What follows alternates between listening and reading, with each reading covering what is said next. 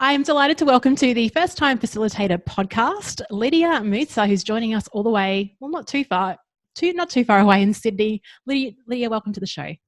Thank you for having me, Leanne. It's lovely to be on the show. It's great to have you here at the start of a brand new 2020. Now, I've followed your work on LinkedIn, and we've been in touch over email, and you've had a very busy year, I understand. I was wondering if you can share with our listeners a bit about what you do, how you discovered the world of facilitation, and a few career pivots that got you to where you are now. So yes, I had a massive career pivot about nearly 10 years ago now. So I started actually as a pharmacist. A long time ago, and I worked as a pharmacist, but I was really interested more so in the people aspect, team building, training, and the business aspect of pharmacy.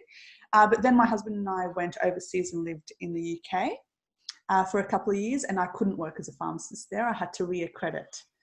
So I was like, no, I'm going to try something different.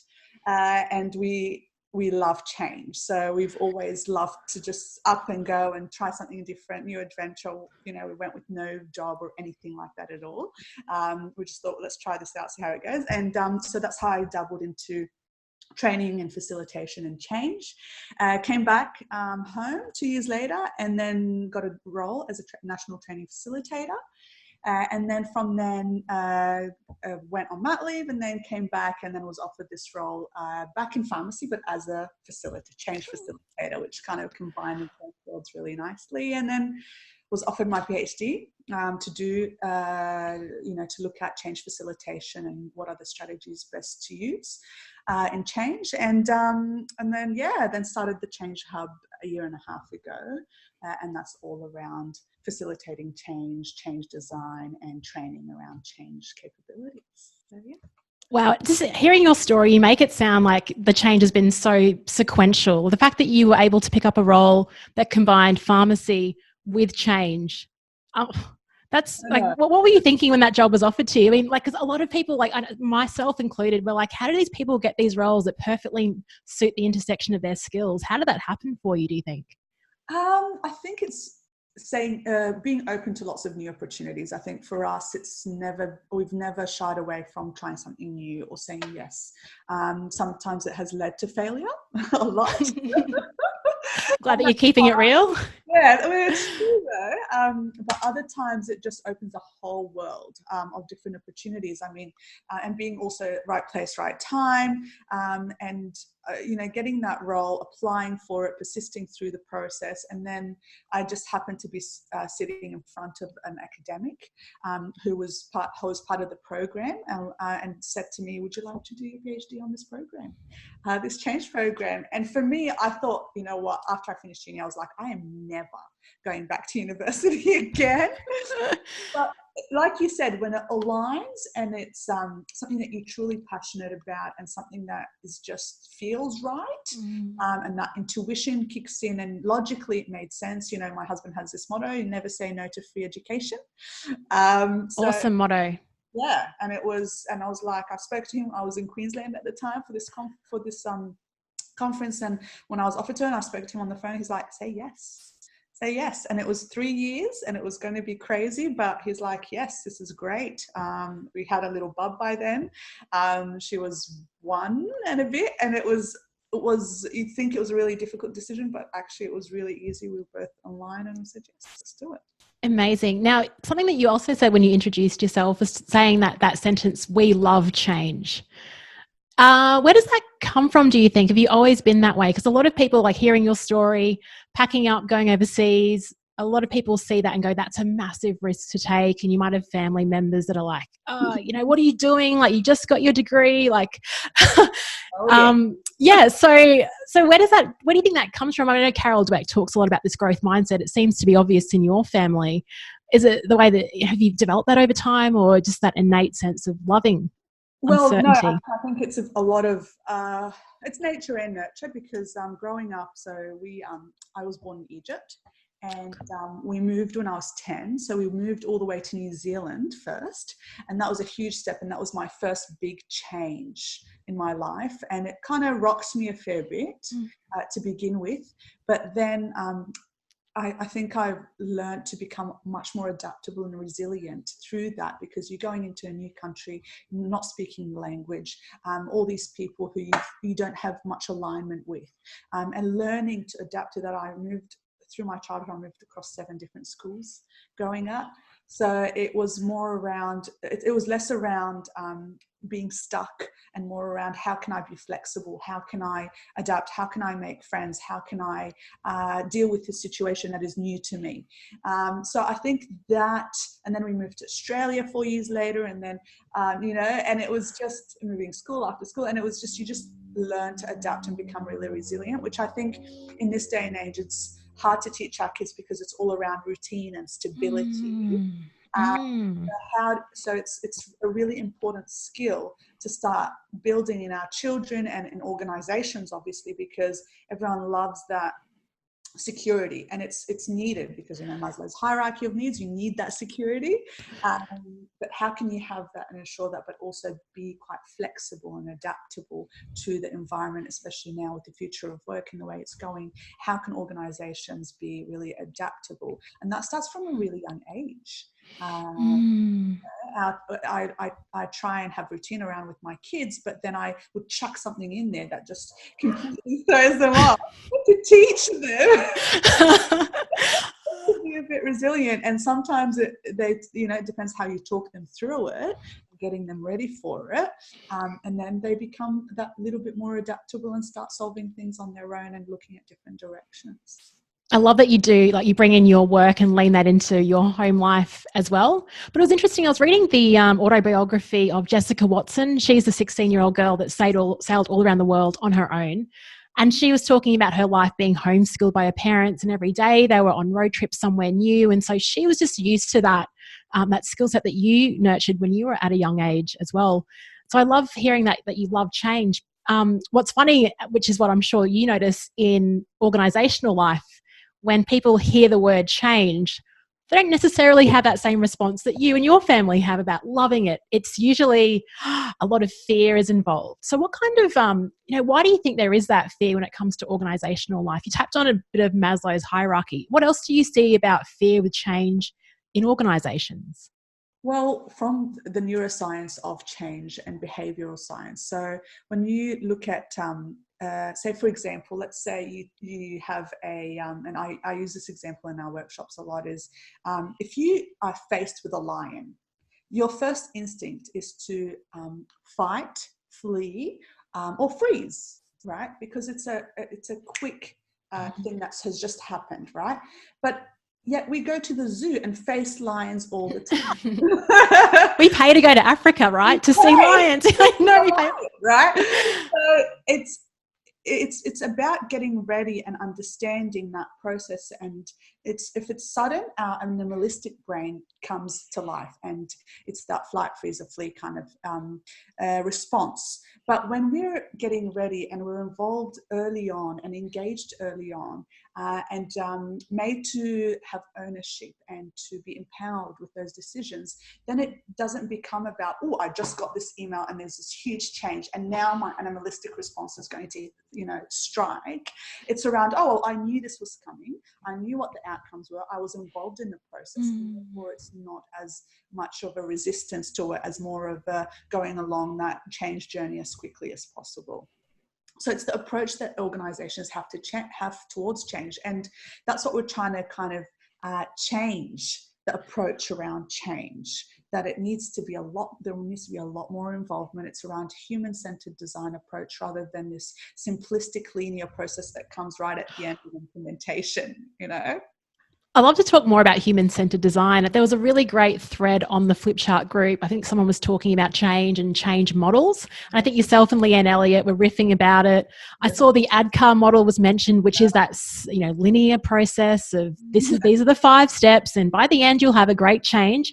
And you're saying no. Yeah, there's these theories out there, but they don't seem to work. So talk us through human-centered design. What does that mean when it comes to implementing a change? So since 1995 we had the the Kotter's model. Kotter's, yeah, 8 steps. Eight-step model, and John Kotter established that, and that was revolutionary at the time because no one even thought about change in that way. Before that, it was unfreeze, make change, refreeze, right? Which was, it was again great at that time in the 60s, but now then this John Kotter model came up, and it was like, oh wow, we have to ensure that there's a vision, and it's amazing, and we have to trickle it down, top down, and that was revolutionary then. And then in 2006, Jeff Hyatt wrote the ADKAR model. And that was a bit more of a bottom up and a little bit of a top down. So it was really good to cater for both. Now it's a 5-step model, and it's been used worldwide, and it's really, taken the world by storm for change. And that was in 2006. But since then, we've realized that, hold on, there's so many challenges coming up. And the one thing that constantly comes up is a lack of leadership engagement. And we know that if there's no buy-in right from the start, that change is doomed to fail, because, they can unplug the resources or take away things in an instant, and then the change is gone. So it hasn't been really working. We've still had in the last 15 years the statistic that 70% of change initiatives are failing regardless of this model.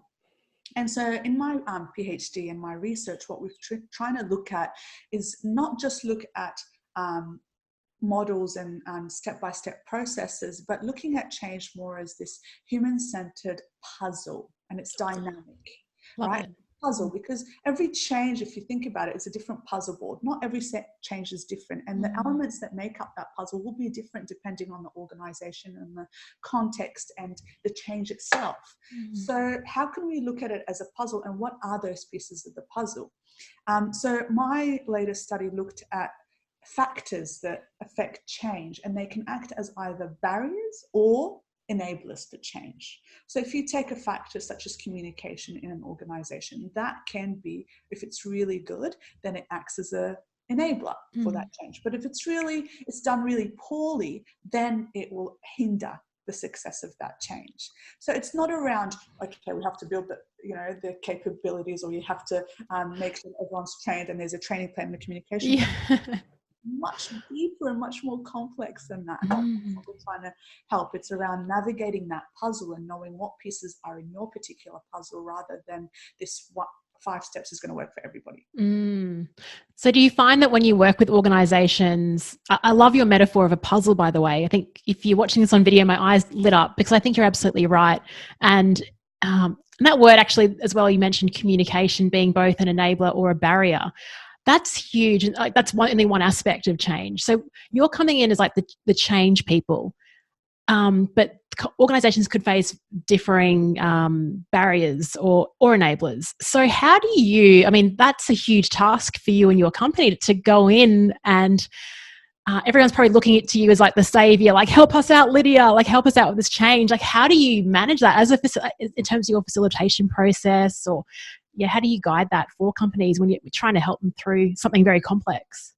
So we we have 2 types of facilitation workshops that we run. The first one is around building the internal change capabilities of that particular team or organization. So we are of the belief that everyone needs to be able to navigate change. Yeah. Okay, it's not just leadership who that's their role. Everyone needs to, because it affects everybody. So if everyone needs to navigate change, how can we just chuck them in and not give them those capabilities and those strategies? So we teach them the facilitation strategies that we are using during change. And how we do that, it's we send through a change readiness scorecard. And from that, then we can see what their deficits or what the enablers are within their organization. And then we tailor that training to suit that. Okay. So once we have figured out, okay, actually out of these 40 different change factors, these 10 are the most crucial for that particular organization. So we really hone in on that in their particular training. So you'll see that each one has different type of training. For us, it's not starting from scratch, because we have 40 different factors to choose from. We pull it out, smart. and we say, well, actually for you, we've diagnosed, or that scorecard has highlighted that it was the fact that there was not leadership engagement. There was no clear objectives. There was no, the communication is really lacking or things like that. And we highlight the top 10 for them. And we do the training for them according to that. Now, the other type of workshop is then the change design. And that's where we use human-centered design. And that is around what are the strategies that kind of bring about that collaboration from the entire group of stakeholders who are not just involved but impacted by the change. So, we did one for UTS recently where they were designing a new ethical leadership program. And we partnered up with a really awesome organization called Shapeshifters, and they are graphic facilitators. Cool. And they're really awesome to really bring out that message from all the participants. And my role was to ask lots of questions and really facilitate that process and bring out the human-centered design element and get them to collaborate. And they came up with their own concerns. They came up with their own problems with the program. They also came up with their own solutions on how to make that work. So then when the synthesis happened of the entire day, they got a program that they were very happy with. That's the design element of the change facilitation. We're trying to bridge both because human-centered design has been a principle that's been used for decades, but it has been used in isolation. So what we're trying to do is, yes, there's a human-centered design approach to discover things, the solution and the MVP and all of that, and actually really find out what the root of the problem is. But then what happens after that? And that's then where the change implementation and planning comes through. So it's kind of building that bridge and combining both worlds in a way. Wow, I love that. So I guess two things that I loved from your response. So the first one was that scorecard that you used. And I think that's perfect for what you're doing in terms of a change example. But I think if other facilitators listening, it doesn't matter what topic they're covering, but I'm sure they could isolate, 40 key items or whatever it is that gives your client some guidance on, these are the things that we need to prioritize. So that was really cool. I love that approach. Thank you for sharing that. And the second thing was also the collaboration piece and bringing in graphic facilitators to sort of draw and use your skill set, maximize your skill set. Because I certainly am not a good graphic facilitator yet. Maybe I should outsource that as well and partner. But I love that you've used collaboration as well to help solve a problem. So when it comes to change, I guess when I was working in corporate, you'd have things like a digital transformation project, and it was like, hey, we start here, this is what the end looks like. But when I hear transformation, I think, well, that's an ongoing process. So how do you know when change has been effective? Is it's trending a certain way? Is there a go live date? Like, how do you know when it's been successful? So there's a few ways to measure that success. Typically, or traditionally, I should say, there's like a project objective, and if that is met at the end, then this change was a success. Yeah. But the problem with that is that it often is not met in the right timeline. It's always like it goes over time, budget, everything, right? And also there's this mindset, and one of the questions that we ask participants is, is there is it always like our leaders kind of saying, it doesn't matter how we get there as long as we get there kind of mentality, which plays a huge part. It's not just about the outcome, it's about the process and how engaged, because like you said, lots of employees think change, oh my gosh, no, I don't want to buy it, but that's because of previous experience, right? It's been dealt with and the process was so bad and just so either rushed or no one's concerns or ideas were taken into consideration, that they think they just lose trust. So a really good way to track that is firstly to engage from the beginning, and to by creating that engagement, then you can have a sense of how people are feeling towards this change from early on, and that should be a key measurement. Is how are people engaging through this change? How are they buying into it early on, or is it more of an uphill battle? And then ongoing throughout, there has to be these clear objectives, but they also have to be agreed upon by all the relevant stakeholders, not just one person, kind of, in head office or in, Yeah. I love that you mentioned head office, because they're usually the ones to blame for change.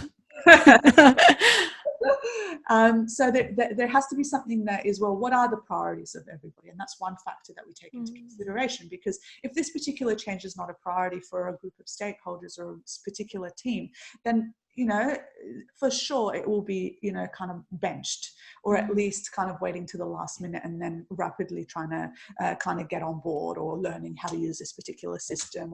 But if it's not a priority from the start, then it doesn't matter, right? Yeah. Into it. And so you have to measure all of these things constantly. People's capacity is something that we don't often measure and don't often track. We kind of load it, and that's what leads to change fatigue. Here's another thing. There you go. So and also having a change, not necessarily, I don't use the term change manager. Oh, nice. Okay. Because I don't believe that you can manage change, truly manage change. Oh, that's cool. Yeah. You can't manage emotions, you can't manage engagement, you can't manage these things. You can facilitate it and navigate it, and that's why we're change facilitators, because it's not about, here's what you have to do, this is a process, spread out this, fill out this spreadsheet and suddenly we have engagement, or suddenly we have communication. No, it's not the case. It's how are we engaging and navigating and helping build these capabilities internally so that others can do it. So it's having a change person there to track it, and I actually am better of I don't like the term consultants either, because they're seen as these external people that come in and like change things up and then leave, and then it's chaos and have no idea how to deal with it. But I do believe that there should be some external objective person, or even if an internal person can be objective, which is quite hard, but an objective facilitator who helps teams navigate that change and navigate the engagement and ensure that there's alignment and ensure that there is tracking and measurement, and creates transparency around measurement as well. Because if it's just me and I know all about the change and no one else does, well, it's impacting everybody. So everybody should be aware so that they can then go through that, journey together. Yeah, I like the idea of transparency. Actually, one thing I used to work in marketing previously in Western Australia, and we were doing this rebranding. And so actually what we did was, I didn't realize how it would work, but I thought I'd give it a go. So we weren't really, we thought, right, we're going to keep the new company name secret. We're changing company names. We're going to keep it secret. And so I told one person, I said, you can't tell anyone, but the name is this. So what do you think happened? They just told. And so it was like kind of reverse transparency, if you can call it that. But then it created this momentum where everyone was really interested and wanted to know more, because we were trying to be secretive. It was just kind of an interesting, just looking at the way humans are designed. Yeah. I think leadership loved that ta-da moment. Yeah. Which might seem like a great idea for a birthday party. But not for a major change. No. If people, as I said before, it's an animalistic instinct, and not many people are going to have the, yes, I love that lion in front of me. I can tame it now. No one likes that. And if they do, it's very minor people who actually feel that, oh, I love that excitement. It's not everybody. But by being engaged early on and ensuring that transparency, then people will be much more likely to be happy with the end product. Absolutely. And I think what you're talking about is actually also good marketing as well. This is all about communication. What you're doing is bringing everyone behind the scenes, and people like getting a glimpse of what's behind the curtain as well. I think that's what you're sort of doing by creating that transparency, bringing people on the journey. It's what a lot of sort of marketers say about your business. It's when you're trying to sell a product, it's when you're developing it, share that process. So share the content creation with people, so when you're ready to sell something, they're on board. Exactly. Yeah, fascinating. Now let's talk about, I love that you call yourself a change facilitator and not the change manager. Yeah. Let's talk about your facilitation journey, because I'm talking to you now. You're very confident. You speak really well. Let's take you back to when you started facilitating in that national role. How did you find your feet as a facilitator running these workshops? Well, I straight away kind of knew that, well, actually from a really young age, I loved public speaking. I loved being in front of a crowd, never shied away from, talking in front of a lot of people. And but you grow up and you're like, oh, I don't know what I can use this skill for, so I'm just going to box myself into a traditional role, and that's how I got into pharmacy. It was very widely accepted in that, community, and it's very you kind of get that tick of approval from everybody. So once I did that, then I was like, I feel like I'm not really capitalizing on certain skills that I have. So when I found and happened to stumble on training and facilitation in the UK, it was like, aha, this is me. It feels natural. It feels real. And it was around that adaptability as well, being able to just be in front of a crowd and feeling the crowd and seeing what is needed and gauging emotions and then pivoting and changing. And that's one thing I think facilitators really need to have, is that flexibility. And being able to really think on your feet quickly. My husband is also he is actually he doesn't call himself change manager, change professional. But his actual role is a change manager. And he has a big team with him. And what he always says is, how do you go into a workshop and, kind of change things up? He always says, he likes things to be like, he knows exactly what the itinerary is going to be and exactly what is going to happen, exactly what he needs to hand out and when, etc. But I think for a facilitator, you need to be able to have that skill of being able to use evidence, really evidence-based strategies, but being able to pull from that toolkit when you can, on the spot, and really be able to take on that group with its own unique needs. Because you always get different personalities in groups. So how do you deal with that to make sure that there is continuous engagement? And I think, to go back to your point, is learning that through that process in that role. It taught me to do that. I came in first with this structured, PowerPoint, all of that. But what I found that really engaged people was when I kind of started writing on the whiteboard or on a flip chart, or really gauging people's ideas, handing out post-it note and getting their, concerns or their particular techniques that they use in their environments and their teams. So learning through that journey, and also the research helped a lot, because one of my papers is around change facilitation strategies. And what are some strategies that have been used, and what are the most effective ones versus ones that are not so effective, and how do you track that? And what the study that we did was around what were facilitators doing in practice. So we looked at pharmacy practice, and what were they doing and what worked well to reserve a specific barrier. And that particular strategy can work well for one barrier, but not for another. Wow. So you really do have to be aware of all the different strategies and which one to pull from. Is that paper available? That paper is available online? Yes. So I can give you access to the podcast. Cool. Yeah. I think a lot of facilitators will hear that and want to know more. And, absolutely, what your husband was talking about and what you were talking about, where it was all structured, that's absolutely me. And I think a lot of first-time facilitators, that was me like 4 years ago. It was like getting all the timing right, the handouts, all of it. And I think the difference between the first-time facilitators and those that are more experienced and more professional and have that confidence to be adaptable and flexible because they know the different processes that work. I think that's the difference between being a more experienced facilitator versus first time.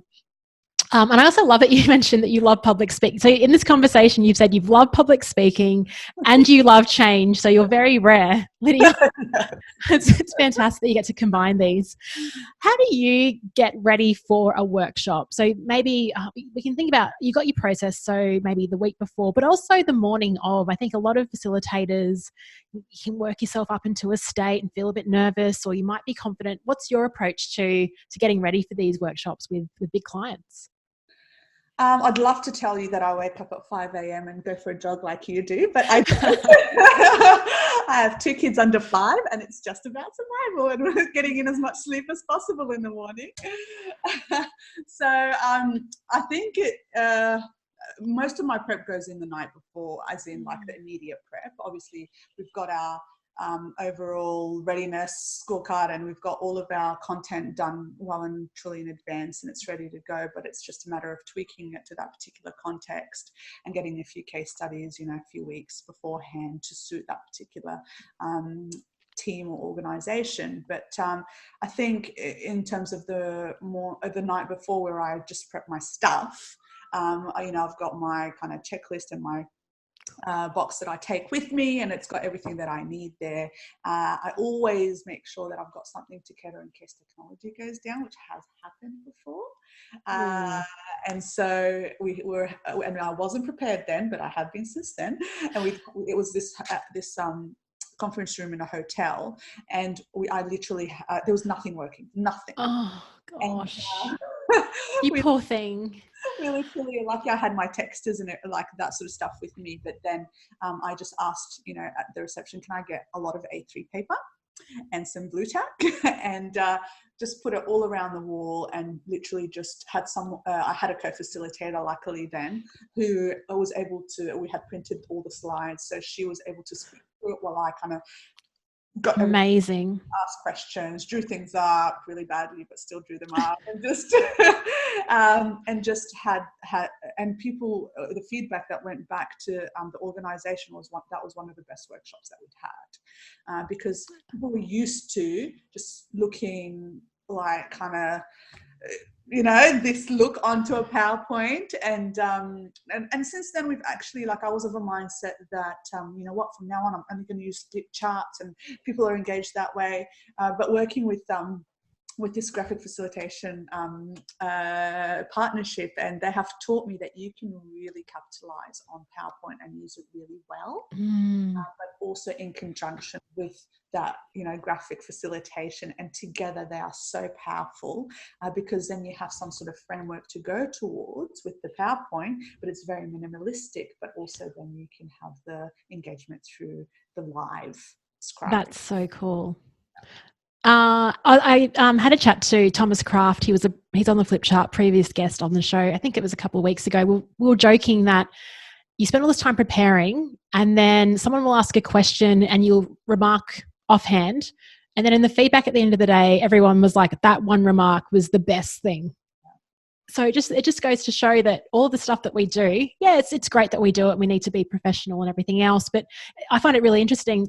The one session where the technology failed you was the one where you got like this epic feedback and kind of changed the direction on how you facilitate. So there's the value of throwing ourselves in the deep end. And I bet your heart rate, that's happened to me before. My heart, like my Apple Watch has been like, Leanne, your beats per minute is like over 130. What are you doing? It's like you're about to have a heart attack. What's going on? I know. But I don't know. I absolutely love that pressure. It's a third statement. You love the pressure, you love public speaking, you love change. Awesome. it's I'm an odd species for sure. Yeah. But I think it makes you really think on your feet and creatively, and helps you really problem solve, because if you're so used to doing things and replicating things, then when you are faced with something that's kind of out of the left field, you kind of taken back. But if you're constantly putting yourselves in situations that I love going for those, when the organization says it's going to be a difficult one, I'm like, sweet, I love it. Wow. Then it's like, and I've done a lot with academics.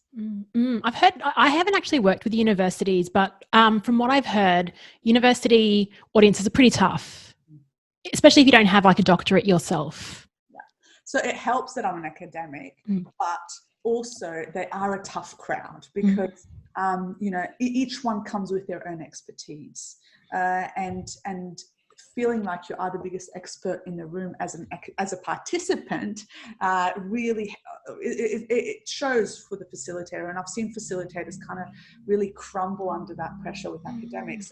Healthcare professionals are very similar. So being a healthcare professional as well, it was I do a lot with health and a lot with general practice and pharmacy and nursing and all of that, and also not the easiest crowd, because again, they are experts in their field, and coming in, a lot is felt that it's a waste of their time, as in from the get-go before they even, meet you or do anything.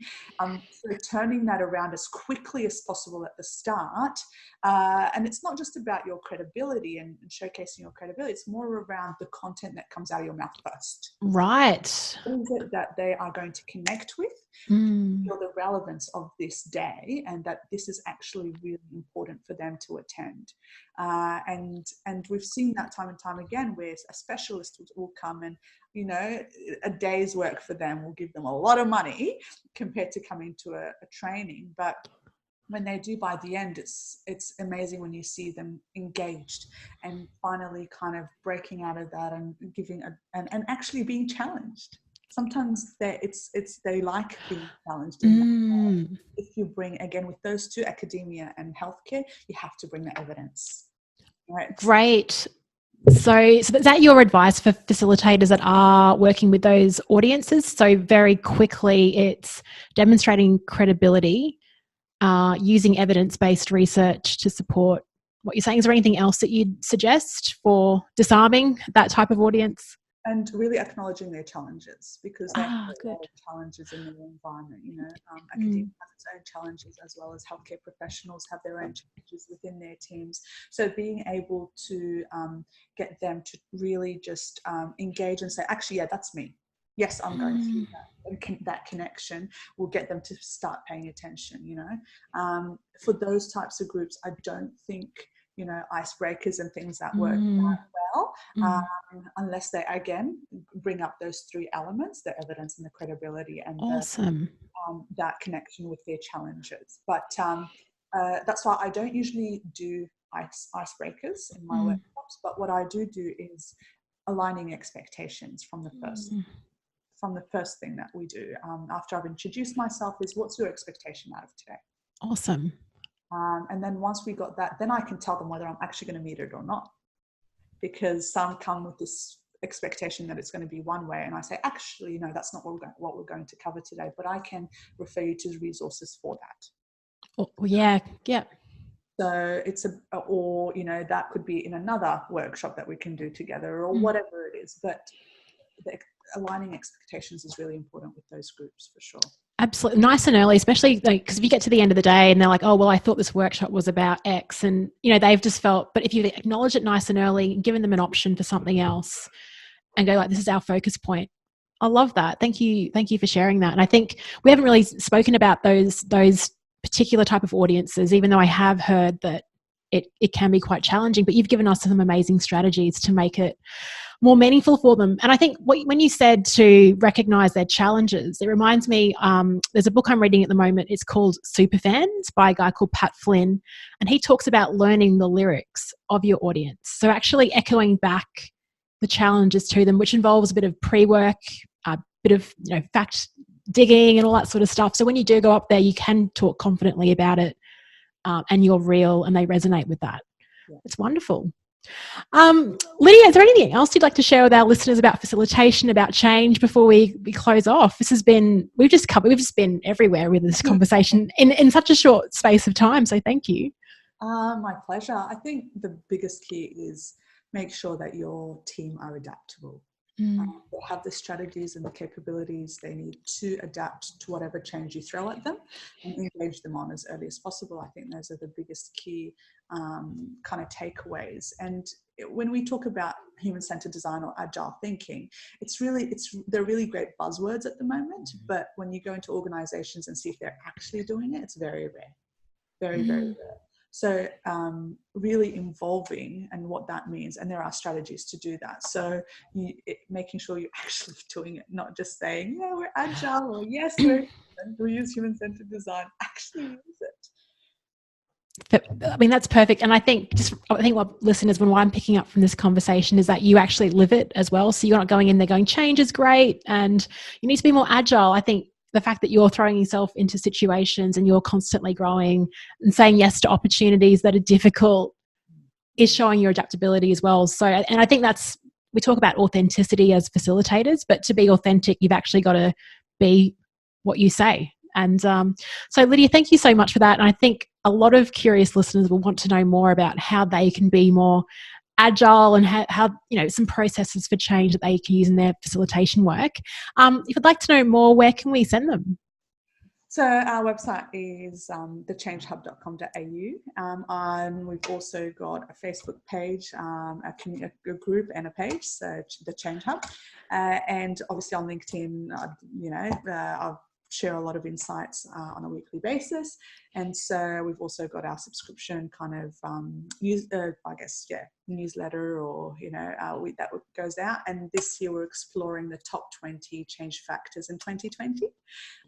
So we're going to share the top 20 factors that affect change, and how to navigate that using human-centered approaches and facilitation strategies, of course. Oh, amazing. Sign me up. I can't wait to follow that content on LinkedIn. I think it's going to be I just love practical strategies like that. And I think that's a good next step for anyone listening is once this is released, check the show notes for this episode. We'll have a link to all of that in there so you can find out more. Lydia, thank you so much. It's great to see the work that you're doing. I completely agree. Change and resilience is the key skill for the future. So loved having you on the show. Thank you for sharing all that you've got.